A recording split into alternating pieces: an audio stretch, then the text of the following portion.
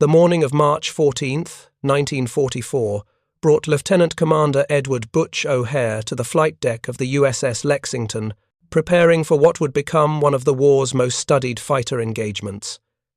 His Hellcat, freshly painted in navy blue with the number 13 on its cowling, sat ready on the catapult.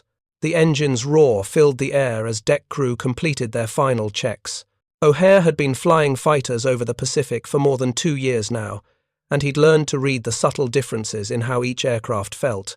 The Hellcat beneath him was different from the ones he'd flown 6 months earlier. The control stick moved with a lightness at high speed that the earlier models never had. Grumman's engineers had made changes, small modifications that most people wouldn't notice on the ground, but in combat, those changes meant everything. If you're enjoying this deep dive into the story, hit the subscribe button and let us know in the comments from where in the world you are watching from today. The mission brief had been straightforward. A Japanese strike force was approaching the task force, and fighter direction wanted every available Hellcat airborne. Intelligence suggested the enemy formation included at least 40 aircraft, a mix of bombers and Zero fighters. O'Hare's division would climb to intercept altitude and engage on the fighter director's orders. What O'Hare didn't know yet was that he was about to participate in a tactical evolution that would fundamentally change how American pilots fought in the Pacific. The improvements to his aircraft's lateral control weren't just making it easier to fly, they were creating entirely new possibilities for combat maneuvering that Japanese pilots had never encountered before. The path that led to O'Hare's improved Hellcat began not in the skies over the Pacific, but in a wind tunnel at Grumman's Bethpage facility on Long Island, nearly a year earlier. By early 1943, the F6F Hellcat had proven itself an effective combat aircraft. It was destroying Japanese aircraft at an impressive rate, protecting carrier task forces, and giving American pilots confidence they'd lacked in the war's early months. But success hadn't made Grumman complacent. Combat reports flooding back from Pacific squadrons revealed consistent patterns in pilot feedback. The Hellcat was fast, it was durable, it could climb with any Japanese fighter, and its 650 caliber machine guns were devastatingly effective. But pilots complained about one specific characteristic that bothered them in every high-speed engagement. The ailerons, the control surfaces on the wing's trailing edge that controlled roll, became increasingly heavy and unresponsive as airspeed increased. At 300 miles per hour and above, deflecting the ailerons required significant physical strength from the pilot. The stick forces weren't just uncomfortable, they were limiting tactical options during the critical moments of combat. A pilot diving on an enemy formation at 400 miles per hour found his Hellcat sluggish in roll response. If he needed to quickly adjust his line of attack, or if he spotted a threat developing from his peripheral vision and needed to roll rapidly into a defensive position, the heavy aileron forces made those maneuvers difficult and time-consuming. Commander William Dean, a fighter tactics instructor at Naval Air Station Jacksonville in Florida, documented this limitation in a training report submitted to the Bureau of Aeronautics in April 1943. Dean had been debriefing pilots rotating back from combat tours, and he'd assembled detailed accounts of engagements where aileron response had created tactical problems. One pilot described pursuing a Zero that had broken left after a firing pass. The American pilot tried to roll left to follow, but by the time his Hellcat responded to the stick input at high speed, the Zero had reversed direction and was climbing away. The geometry of the engagement had been perfect for a kill, but the aircraft's lateral response couldn't keep pace with the pilot's tactical decision-making. Another pilot recounted a defensive situation where a Zero had positioned itself behind and above him. Standard doctrine called for a rolling maneuver to spoil the enemy's tracking solution, but the Hellcat's sluggish ailerons at speed meant the defensive roll developed slowly, giving the Zero pilot more time to adjust his aim. These weren't theoretical problems being discussed in engineering offices. They were real tactical limitations being experienced by real pilots in life-or-death situations over the Pacific. The Navy took these reports seriously. By mid-1943, American carrier aviation was transitioning from defensive operations to an aggressive island-hopping campaign that would require constant air superiority over increasingly concentrated Japanese defenses. Every tactical advantage mattered, and fixing the Hellcat's aileron problem could translate directly into saved American lives and increased combat effectiveness. Grumman's engineering team, led by William Schwendler, began investigating solutions. The problem was rooted in aerodynamics that any fighter designer would recognize. As airspeed increases, the dynamic pressure on control surfaces increases exponentially. An aileron that feels light and responsive at 200 miles per hour becomes progressively stiffer as speed builds because the pilot is literally pushing against increasingly powerful airflow. Different aircraft dealt with this challenge in different ways. Some fighters used small aileron deflection angles to keep control forces manageable, sacrificing some roll responsiveness for lighter stick forces. Others accepted heavy controls at high speed as an unavoidable characteristic of the design. But Grumman wanted a better solution, one that would give Hellcat pilots light, responsive controls across the entire speed range. The solution they developed was elegantly simple in concept but required precise engineering in execution. Spring tabs, also called servo tabs, were small auxiliary control surfaces attached to the trailing edge of each aileron. When a pilot moved the control stick, the primary aileron would begin to deflect, and as it did, the spring tab would automatically deflect in the opposite direction. This created an aerodynamic effect that essentially helped the pilot move the aileron. The tab deflecting upward into the airstream would create a force pushing the aileron down, augmenting the pilot's stick input. The harder the air pushed against the main aileron, the more the tab would deflect, and the more help the pilot would receive. The engineering challenge was calibrating the spring tension and tab geometry to provide the right amount of assist across different airspeeds and flight conditions. Too much assistance, and the ailerons would become oversensitive, potentially dangerous. Too little, and the system wouldn't solve the original problem. Grumman built test ailerons incorporating spring tabs and installed them on an F6F-5 prototype in June 1943. Test pilot Boone Guyton flew the modified aircraft through a series of evaluation flights designed to explore its handling characteristics across the speed range. Guyton's first high-speed test run was revealing. At 400 miles per hour in a dive, speeds where the standard F6F-5's ailerons felt like they were carved from concrete, the spring-tabbed version responded with a lightness that immediately impressed him. He could initiate rolls with normal stick forces, the kind of inputs that wouldn't fatigue a pilot during extended combat. But the real test came during aggressive maneuvering. Guyton flew a series of combat-style engagements against other Hellcats and against a captured Zero that the Navy was using for comparative testing. In simulated dogfights, the improved roll response at high speed opened tactical options that simply hadn't existed before. Guyton could make rapid lateral corrections during diving attacks without having to force the stick with both hands. He could execute defensive barrel rolls at speeds where the standard Hellcat would have been sluggish. Most significantly, he could maintain offensive pressure during high-speed engagements because the aircraft's controls responded to his intentions rather than fighting against them. The Navy's flight test establishment at Naval Air Station Patuxent River in Maryland received the spring-tab-equipped Hellcat for formal evaluation in August 1943. Their test protocol was rigorous, designed to identify any negative characteristics that might appear under conditions Grumman's test pilots hadn't explored. One concern was flutter, a dangerous oscillation that can occur when control surfaces interact with airflow in certain ways. Flutter can destroy an aircraft in seconds if it develops, so the Patuxent River test pilots carefully explored the Hellcat's behavior at high speeds, performing abrupt control inputs and monitoring for any unusual vibrations or oscillations. The spring tabs passed every test. No flutter tendencies appeared even at speeds exceeding 400 miles per hour. The oscillations that sometimes followed abrupt control deflections were heavily damped.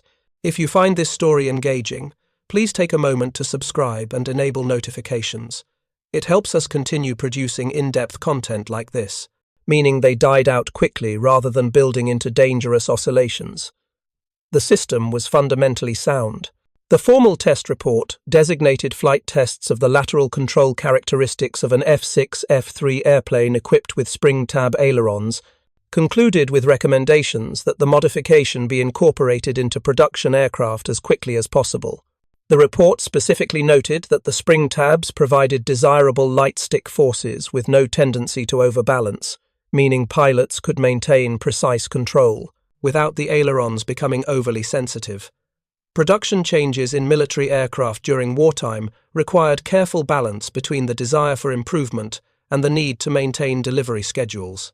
Every day of production delays meant fewer aircraft reaching combat units, and commanders in the Pacific were constantly requesting more Hellcats to support expanding operations. Grumman worked with the Navy to develop a transition plan. Rather than immediately halting F6F-3 production to retool for the spring tab modification, they decided to incorporate the change as part of a larger upgrade package that would be designated the F6F-5. The F6F-5 would include several improvements beyond just the spring tabs. The engine would be upgraded to the R280010W model with water injection for additional combat power. The tail surfaces would be strengthened based on lessons learned from carrier operations. The windscreen would be improved with flat armored glass replacing the earlier curved plexiglass. But among all these changes, pilots who flew both versions consistently identified the improved aileron response as the most immediately noticeable difference. The F6F-5 felt like a different aircraft in lateral maneuvering, especially at the high speeds that characterized combat engagements in the Pacific. The first production F6F-5 Hellcats began reaching Pacific squadrons in early 1944. VF-1 aboard the USS Yorktown received the first examples in January, and pilots immediately began exploring what the improved role characteristics meant for their tactical repertoire. Lieutenant Alexander Vrasiu, already an ace with 7 confirmed kills, flew his first F6F-5 combat mission in February 1944 during operations against Truk, the major Japanese base in the Caroline Islands. His after-action report noted that during a diving attack on a formation of Japanese bombers, he'd been able to make rapid lateral adjustments to his attack angle, without the heavy stick forces he'd experienced in the F6F-3. This seemingly small improvement had strategic implications. In combat, success often comes down to tiny margins, seconds of time or feet of position that determine whether a pilot gets a clean shot or misses entirely. The ability to make small, precise corrections at high speed meant more accurate gunnery, which meant more kills per ammunition expended. It also meant better defensive capabilities. When a Japanese fighter positioned itself for an attack, the Hellcat pilot could initiate defensive maneuvers more quickly. The time between recognizing a threat and beginning the response shortened because the aircraft responded more crisply to control inputs. Script continues in Part 2. Hellcat Roll Rate and Combat Tactics, World War II. Script, Part 2. The tactical doctrine being developed by Navy fighter squadrons in early 1944 reflected a sophisticated understanding of energy management and aircraft performance. Pilots were taught to think of combat in 3 dimensions, but more importantly, they were learning to think in terms of energy states. An aircraft's energy state is the combination of its altitude and airspeed. High altitude represents potential energy, speed represents kinetic energy, and a fighter can trade one for the other. Dive from altitude and you trade potential energy for kinetic energy, gaining speed. Climb and you trade speed for altitude. The fighter that can manage these energy exchanges most efficiently while maintaining offensive capability holds a decisive advantage. The Hellcat had always excelled at vertical maneuvering, using its powerful engine and good climb rate to control the vertical dimension of combat. The spring tab modification added a crucial capability, superior lateral quickness at high speed, right when energy states were at their peak. This created a tactical combination that Japanese pilots found increasingly difficult to counter. A Hellcat diving from altitude would build tremendous speed, often exceeding 350 miles per hour. At these speeds, the Zero's ailerons became heavy and relatively unresponsive, The Japanese pilot had to anticipate defensive maneuvers well in advance because his aircraft couldn't make quick lateral changes once committed to a direction. The Hellcat pilot, by contrast, could make snap decisions and execute them immediately. He could adjust his dive angle laterally to follow a jinking target. He could roll inverted at the top of a zoom climb to keep visual contact with enemy aircraft below. He could execute rapid barrel rolls during diving attacks to throw off any Japanese fighter attempting to track him. Commander David McCampbell, who would become the Navy's leading ace with 34 confirmed victories, had described the tactical evolution in a training bulletin he wrote for Air Group 15 in March 1944. McCampbell understood that the Hellcats' advantages weren't just about raw performance numbers. They were about tactical flexibility. He wrote that the improved lateral control at high speed allowed Hellcat pilots to maintain offensive pressure throughout an engagement. In earlier combats with the F6F-5 pilots sometimes had to break off attacks or defensive maneuvers because the aircraft's lateral response couldn't keep pace with the tactical situation developing around them.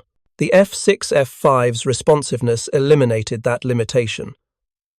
McCampbell developed specific training exercises to help his pilots exploit these capabilities. One drill involved high-speed diving attacks, where the pilot would roll inverted at the top of the dive, pull through to point the nose at a target below, then make precise lateral corrections while accelerating through 350 miles per hour and beyond. This wasn't a natural maneuver for most pilots. The instinct when inverted is to roll upright immediately, but McCampbell's drill taught pilots to use that inverted roll as a tactical tool. It kept them oriented toward the target, while giving them maximum flexibility to adjust their attack geometry. Another exercise focused on defensive situations. 2 Hellcats would engage in mock combat, with one playing the role of a pursuing Japanese fighter. The defending pilot practiced rapid barrel rolls and displacement rolls at high speed, using the F6F-5's improved lateral response to create difficult tracking problems for the simulated attacker. These weren't abstract training games. Every exercise reflected tactical situations that pilots encountered regularly over the Pacific. McCampbell had studied after-action reports from dozens of engagements, identifying the specific moments where improved roll response would have changed outcomes. His training program was designed to prepare pilots for exactly those moments. The tactical implications became clear during Operation Hailstone, the massive carrier strike against Truk Atoll on February 17th and 18th, 1944. Task Force 58, with 9 carriers and more than 500 aircraft, launched a 2-day assault intended to neutralize Japan's most important forward base in the Central Pacific. Fighter sweeps went in first, with Hellcats attacking Japanese aircraft on the ground and in the air. The defenders scrambled everything available, launching Zeros, Bettys, and various other aircraft types in desperate attempts to protect their base and attack the American carriers. Lieutenant Junior Grade William Stewart, flying from the USS Bunker Hill, encountered a group of 4 Zeros at 18,000 feet during the first day's combat. Stewart's flight of 4 Hellcats held an altitude advantage of about 3,000 feet, standard doctrine for initiating combat. Stewart selected the trailing Zero and dove, accelerating past 370 miles per hour.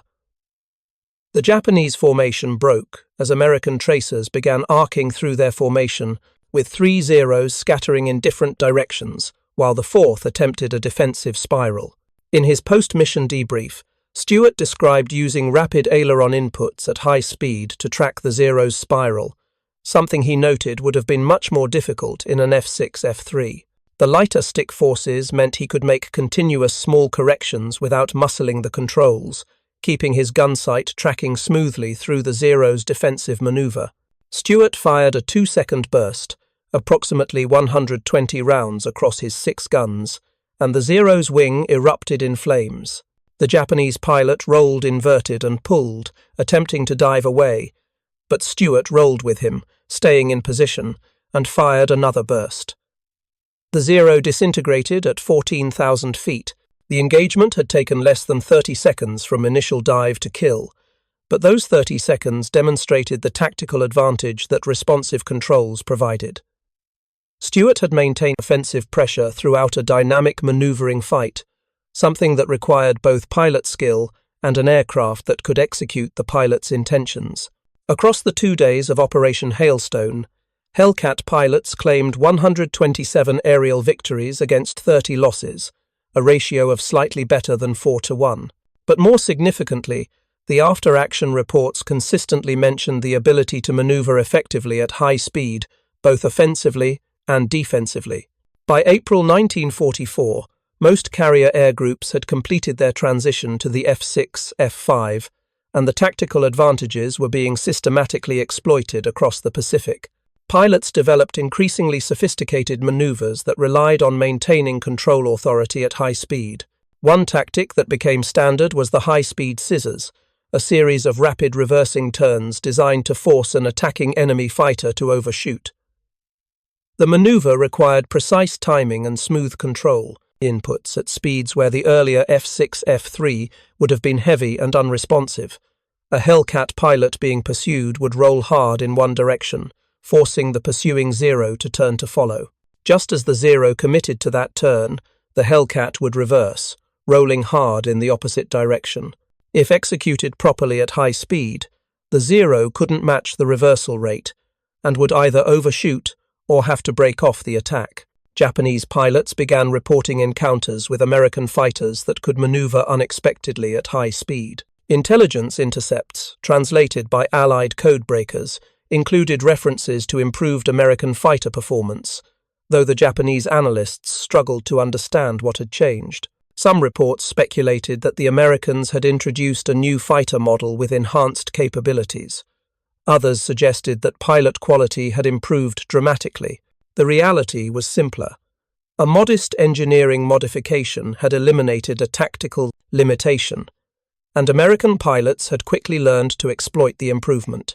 The Battle of the Philippine Sea in June 1944 provided the ultimate demonstration of what these tactical advantages meant in large-scale combat. On June 19th, Japanese Admiral Jisaburo Ozawa launched massive strikes against American Task Force 58, attempting to destroy the carriers supporting the Saipan invasion. 4 separate attack waves, totaling more than 370 aircraft, approached the American fleet throughout the day. Hellcat pilots from multiple carriers intercepted these strikes, and what followed became known as the Great Marianas Turkey Shoot. The engagement was so lopsided that it shocked both sides. By day's end, approximately 240 Japanese aircraft had been destroyed in air combat, while American losses totaled only 30 aircraft, most to anti-aircraft fire rather than enemy fighters. The kill ratio in fighter versus fighter combat exceeded 15-1. Multiple factors contributed to this outcome. American radar gave advance warning of incoming strikes. Fighter directors vectored interceptors to optimal positions. American pilots were, on average, better trained than their Japanese counterparts at this stage of the war. But the tactical execution relied heavily on aircraft that could do what pilots asked of them. Lieutenant Alexander Vrasiu, flying from the USS Lexington, achieved one of the day's most remarkable performances. Vrasiu intercepted a formation of Japanese dive bombers with minimal fighter escort, positioning himself at 20,000 feet as the enemy formation approached at 15,000 feet. He dove on the trailing bomber, a Yokosuka D-4Y Judy, and destroyed it with a concentrated burst. Then he pulled up, trading speed for altitude, and repositioned for another attack. The maneuver required precise control at high speed, transitioning from a nearly vertical dive to a climbing reversal, while maintaining tactical awareness of the entire enemy formation. Vrasiu repeated this sequence 6 times over 8 minutes, destroying 6 Japanese bombers. Each attack required diving at high speed, firing accurately during rapid closure, then maneuvering aggressively to regain altitude and position for the next attack. The F6F-5's responsive controls at high speed made this possible. His gun camera film, developed aboard the Lexington that evening, showed the precision of his maneuvering. In several sequences, he made small lateral corrections during his diving attacks, adjusting his line to account for the bomber's evasive maneuvers. These corrections happened at speeds exceeding 350 miles per hour, where the earlier F6F-3's heavier ailerons would have made such precise adjustments difficult. Commander McCampbell, who destroyed 9 enemy aircraft that day in a separate engagement, noted in his after-action report that the F6F-5's handling characteristics were instrumental in maintaining offensive capability throughout extended combat. He'd been airborne for nearly 90 minutes, much of it spent in high-speed maneuvering combat, and never felt limited by the aircraft's lateral response. Japanese pilots who survived the battle described their American opponents as demonstrating exceptional coordination and aircraft control. Some reports mentioned American fighters that could reverse direction quickly at high speed, making them difficult targets while maintaining offensive capability. These observations were accurate, though the Japanese analysts didn't fully understand why American performance had improved so dramatically. They attributed it primarily to pilot skill, which was partly correct, but they missed the technical improvements that enabled skilled pilots to perform at such high levels. The tactical evolution continued throughout the summer of 1944. Squadron commanders shared lessons learned and fighter tactics. Instructors at stateside training commands incorporated these lessons into the curriculum taught to new pilots before they deployed to the Pacific. One exercise that became standard training involved high-speed gunnery runs, where pilots would roll their Hellcats into diving attacks from various angles, tracking moving targets while making continuous lateral corrections. The exercise developed the muscle memory and judgment needed to use the aircraft's roll capabilities offensively. Another drill focused on defensive situations, teaching pilots to recognize when an enemy fighter was positioning for an attack and how to use rapid rolling maneuvers to spoil that attack. The key lesson was maintaining control of your energy state while denying the enemy a clean shooting opportunity. Lieutenant Eugene Valencia, who would finish the war with 23 confirmed victories, developed a team tactic he called the mowing machine. 4 Hellcats would operate as 2 mutually supporting pairs, with the pairs positioned at different altitudes. When engaging enemy formations, one pair would attack, while the other pair covered from above. The attacking pair would use high-speed diving attacks with rapid lateral corrections to maximize their firing opportunities. If a Japanese fighter attempted to counterattack, the covering pair would dive on that fighter from above. The tactic required excellent coordination and aircraft that could maneuver precisely at high speed. Valencia's division used this tactic repeatedly during the Philippines campaign in late 1944, achieving remarkable success. In one engagement off Leyte Gulf, his 4 Hellcats engaged a formation of 17 Japanese aircraft, destroying 8 without loss. The ability to transition rapidly between offensive and defensive postures, leveraging the F6F-5's superior roll response, was central to the tactic's effectiveness. By October 1944, American carrier aviation had achieved complete air superiority over the Pacific. Japanese air power was in collapse, unable to contest American operations effectively. Multiple factors contributed to this outcome, but the tactical flexibility provided by aircraft that could execute pilot intentions across the entire flight envelope was significant. The engineering data told part of the story. NASA's Langley Research Center tested an F6F-5 inches 1944, measuring its roll rate across various airspeeds. At 350 miles per hour, the F6F-5 could achieve 90 degrees of roll in approximately 1.2 seconds. The earlier F6F-3 required nearly 2 seconds for the same maneuver at that speed. The difference seems small, less than a second, but in combat that time difference was tactically significant. An extra second of roll time meant an enemy fighter had an extra second to adjust his aim, or an extra second to escape a developing attack, or an extra second before a pilot could begin a defensive maneuver. Across hundreds of engagements, those accumulated seconds translated into outcomes. More successful attacks because pilots could make last-instant corrections, more successful defenses because responses came quicker.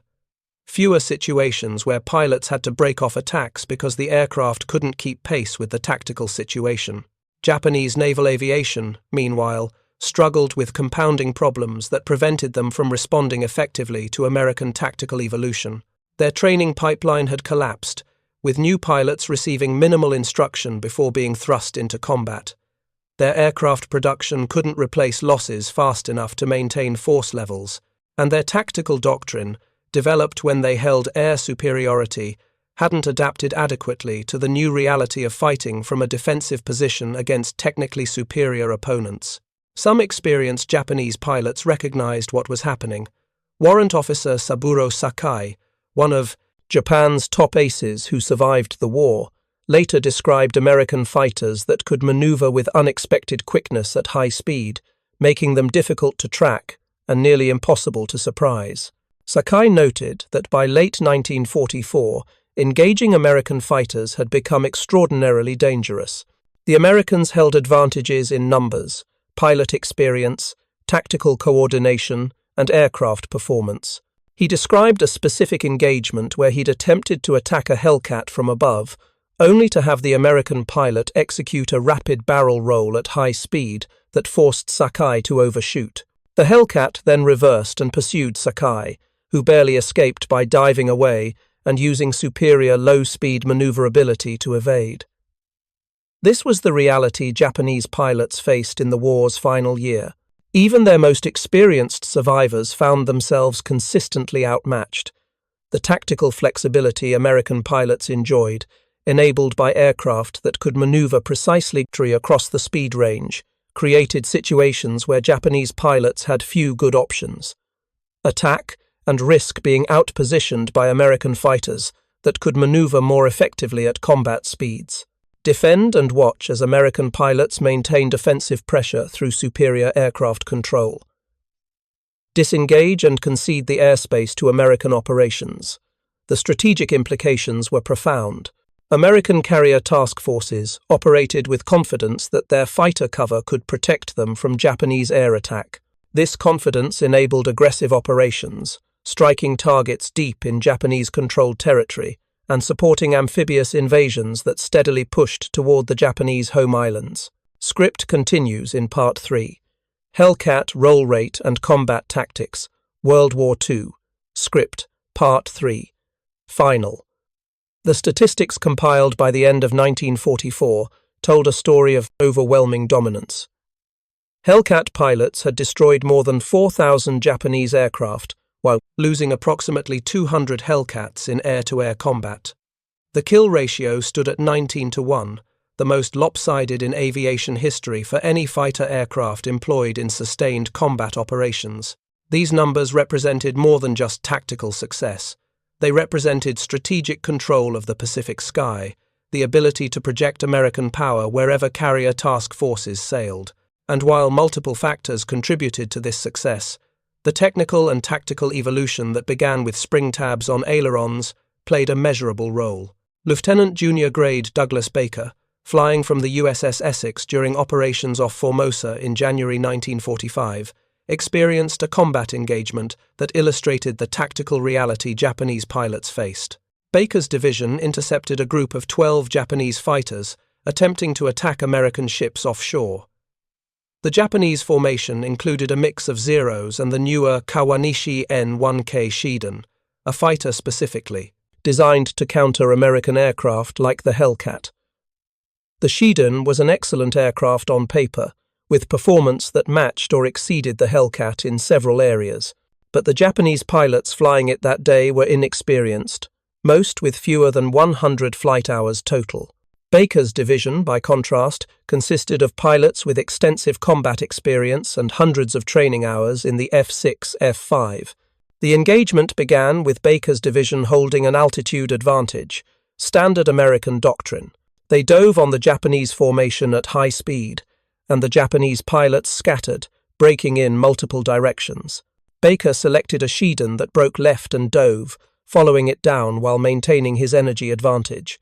The Japanese pilot attempted a series of defensive maneuvers, rolling left and right while trying to pull into a climbing turn that might force Baker to overshoot. Baker countered each maneuver with rapid aileron inputs, keeping his gunsight tracking through the Japanese pilot's defensive attempts. At one point, the Shiden rolled hard right and pulled, trying to reverse direction and get separation. Baker rolled with him immediately, using the F6F-5's excellent high-speed roll response to match the reversal. He fired a burst that struck the Shiden's left wing root, and the Japanese fighter entered a flat spin at 8,000 feet. No parachute emerged. Baker's after-action report, submitted to the squadron intelligence officer aboard Essex that evening, noted that his ability to match the enemy's lateral maneuvering at high speed had been decisive in maintaining offensive position. The engagement lasted approximately 45 seconds from initial attack to kill, and Baker never lost control of the tactical geometry. Across that day's combat, American pilots claimed 17 Japanese aircraft destroyed against 2 Hellcat losses, both to anti-aircraft fire from ground positions. The pattern was consistent with months' previous combat, overwhelming American success enabled by advantages in pilot training, tactical doctrine, and aircraft capabilities.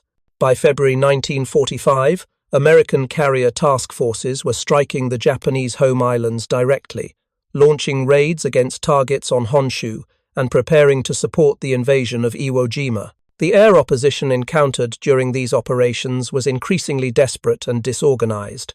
Japan had begun employing kamikaze tactics systematically, recognizing that conventional air combat against American forces was nearly hopeless. Suicide attacks required less pilot training and offered some chance of damaging American ships, even if the exchange ratio was catastrophic from Japan's perspective. Hellcat pilots adapted to this new threat, developing tactics specifically for intercepting kamikaze formations before they could reach the fleet. The key was early interception, ideally destroying the attackers while they were still far from their targets. This required aggressive combat air patrols stationed 50 to 60 miles from the carriers, giving Hellcats time to engage multiple waves of attackers. The tactical advantages that Hellcat pilots had developed over 2 years of combat remained relevant against kamikaze attacks. Diving intercepts at high speed, rapid lateral corrections to track maneuvering targets, the ability to transition quickly between multiple targets in a formation, all of these capabilities contributed to successful fleet defense. Commander James Swope, leading a combat air patrol from the USS Hancock during the Okinawa campaign in April 1945, intercepted a kamikaze formation of 15 aircraft approaching the fleet. His division of 4 Hellcats dove from 25,000 feet, accelerating past 400 miles per hour, and tore through the Japanese formation. Swope destroyed 3 aircraft in a single pass, using rapid aileron inputs to transition between targets as his dive carried him through the enemy formation. His wingman destroyed 2 more, and the other section of 2 Hellcats destroyed 4 additional aircraft. The surviving Japanese planes scattered, and additional Hellcat divisions intercepted them before any reached the American ships. This type of engagement became routine during the Okinawa campaign, with Hellcat pilots intercepting dozens of kamikaze formations daily. The accumulated tactical experience, the aircraft's capabilities, and the overwhelming numbers of American fighters created a defensive screen that Japanese attacks struggled to penetrate. The human cost of the Pacific Air War fell disproportionately on Japanese pilots. By the spring of 1945, Japanese naval aviation had been effectively destroyed as a fighting force. Thousands of pilots had been killed, aircraft production was collapsing under Allied bombing, and the training infrastructure that had produced skilled aviators at the war's start no longer existed. American losses, while significant in absolute terms, were sustainable. The training pipeline produced new pilots faster than combat consumed them. Aircraft production vastly exceeded losses, and the tactical and technical advantages American pilots enjoyed meant they could engage in combat with reasonable expectation of survival. The Hellcats' combat record reflected this disparity. Of approximately 12,275 F6F Hellcats produced during the war, about 270 were lost in air-to-air combat. Many more were lost to operational accidents, anti-aircraft fire, and other causes. But the fighter versus fighter exchange ratio remained extraordinarily favorable. Post-war analysis by the Naval Historical Center attempted to quantify the factors that contributed to American air superiority in the Pacific. The resulting report, completed in 1947, identified multiple contributing elements: superior pilot training, effective tactical, doctrine, excellent aircraft design, overwhelming numerical superiority, and the ability to maintain and support operations over vast oceanic distances. Within the category of aircraft design, the report specifically mentioned the F6F-5's improved flight control characteristics as enabling tactical flexibility that earlier fighters lacked. The spring tab modification received explicit mention as an example of how incremental technical improvements could have significant tactical implications. The report quoted several aces, including David McCampbell and Alexander Vrasiu, discussing how responsive controls at high speed had enabled offensive capabilities that would have been difficult or impossible with earlier aircraft. McCampbell noted that combat often came down to brief moments where small advantages in aircraft response translated directly into success or failure. Vrasiu described the psychological advantage of flying an aircraft that could execute whatever maneuver the tactical situation demanded.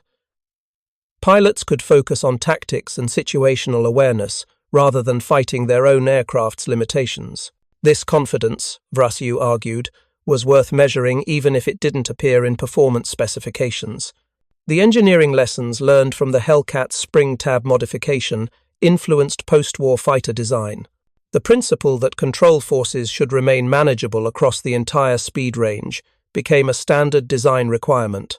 Later, fighters incorporated powered controls and more sophisticated aerodynamic solutions, but the fundamental goal remained the same: give pilots precise control regardless of airspeed. Lieutenant Commander Edward Butch O'Hare, whose March 1944 mission opened this story, did not survive the war. He was killed during a night fighter operation in November 1943, months before the spring tab modifications reached Pacific squadrons in large numbers. O'Hare never had the opportunity to fly the improved F6F-5 inches combat. But the tactical evolution he and thousands of other Navy pilots contributed to continued after individual pilots were lost. Each combat mission added to the accumulated experience that informed tactical doctrine. Each after-action report identified what worked and what didn't. Each modification to aircraft or procedures represented lessons learned in blood over the Pacific. The spring tabs on Hellcat ailerons represented one thread in this larger tapestry of tactical and technical evolution. Alone, they didn't win the air war. But combined with effective pilot training, sound tactical doctrine, superior numbers, and all the other advantages American carrier aviation developed, they contributed to an overwhelming superiority that Japanese forces couldn't counter. By August 1945, when Japan surrendered following the atomic bombings of Hiroshima and Nagasaki, American carrier task forces operated with complete impunity off the Japanese coast. Hellcats flew combat air patrol and strike escort missions without encountering meaningful opposition. Japanese air power had been reduced to scattered remnants, unable to contest American operations. The final tally of Hellcat aerial victories stood at 5,156 enemy aircraft destroyed, achieved at the cost of 270 Hellcats lost in air-to-air combat. No other fighter aircraft in history had achieved such a dominant record over such sustained operations. These numbers represented individual human stories. Pilots who'd climbed into cockpits knowing their lives depended on training, skill, and the capabilities of the aircraft beneath them. Some survived the war and returned home to build civilian lives. Others didn't make it past their first combat tour. All of them contributed to America's victory in the Pacific.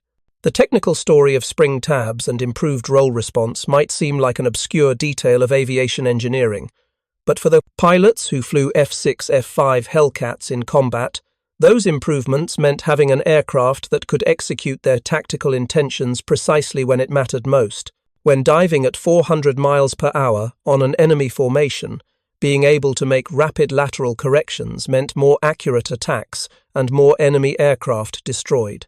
When defending against an attack, being able to reverse direction quickly meant avoiding enemy fire and surviving to fight another day. These weren't abstract engineering specifications. They were life and death advantages measured in seconds and feet. The Hellcat's combat career ended shortly after the war. Jet aircraft were already in development, and the Navy began transitioning to more modern fighters within months of Japan's surrender. By 1950, most Hellcats had been retired from frontline service, relegated to training duties or converted to target drones.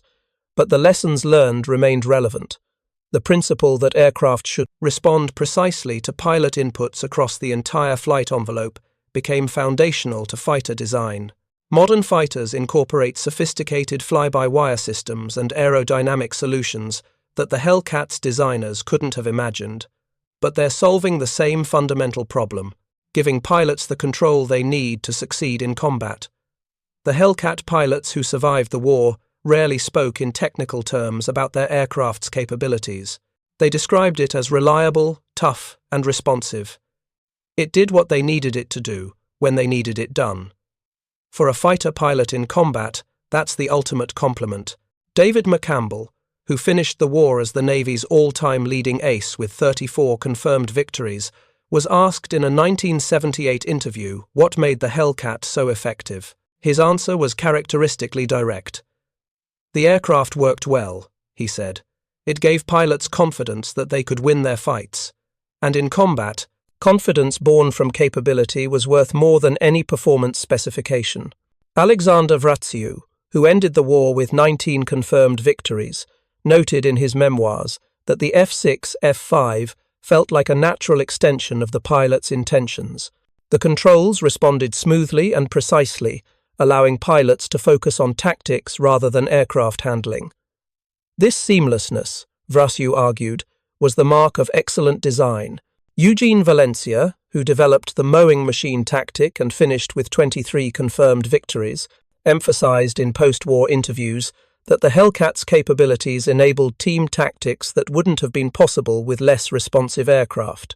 The ability to coordinate complex maneuvers at high speed required aircraft that could execute precisely and predictably. These testimonials from the pilots who flew the Hellcat in combat provide perspective that raw performance data cannot. The spring tab modification improved roll response measurably, but more importantly, it gave pilots the confidence and capability to fight aggressively and effectively. The 19-to-1 kill ratio that Hellcat pilots achieved wasn't just about one technical feature. It resulted from the integration of many factors: pilot training, tactical doctrine, situational awareness provided by radar, numerical superiority, and an aircraft that could execute the tactics pilots had been trained to employ. But within that complex system, the ability to maneuver precisely at high speed played a measurable role. Combat reports consistently mentioned the importance of responsive controls during critical moments of engagements. Pilots praised the F6F-5's handling characteristics, noting how it enabled tactical options that earlier aircraft couldn't provide. The strategic implications extended beyond individual combats.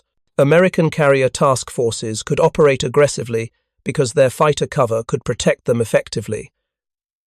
This enabled the island-hopping campaign that brought American forces progressively closer to Japan, ultimately making the home islands vulnerable to direct attack. The air superiority that Hellcat pilots established over the Pacific was prerequisite for everything else. Without it, amphibious invasions would have been far more costly, possibly prohibitively so. Without it, the strategic bombing campaign against Japanese industry and cities couldn't have been sustained. Without it, the naval blockade that strangled Japan's economy couldn't have been enforced. The spring tabs on Hellcat ailerons didn't win the Pacific War, but they contributed, in a small but measurable way, to the tactical superiority that made victory possible. They represent the kind of incremental technical improvement that, when integrated into an effective larger system, can have strategic consequences far beyond their apparent significance. For the Japanese pilots who faced Hellcats in combat, these technical details were largely invisible. They experienced the results: American fighters that could maneuver effectively at high speed, that could maintain offensive pressure throughout engagements, that could defend themselves effectively when attacked. Some Japanese pilots survived the war and provided detailed accounts of what combat against American forces felt like by 1944 and 45. Their descriptions emphasized the overwhelming nature of American advantages: superior numbers, better training, more experienced pilots, and aircraft that seemed to be able to do whatever their pilots wanted. This last observation, about aircraft capabilities, reflected the integrated effect of all the improvements American fighters had received. The Hellcat was faster than the Zero at most altitudes. It could dive faster, it had heavier armament, it was more durable, and with the spring tab modification, it could maneuver with precision at the high speeds where combat typically occurred. The cumulative effect was an 8 aircraft that gave its pilots decisive advantages in nearly every tactical situation. Japanese pilots had to fly perfectly, exploit every opening, and hope for mistakes from their opponents. American pilots could afford to be aggressive, knowing their aircraft gave them multiple ways to succeed. Thank you for watching. For more detailed historical breakdowns, check out the other videos on your screen now, and don't forget to subscribe.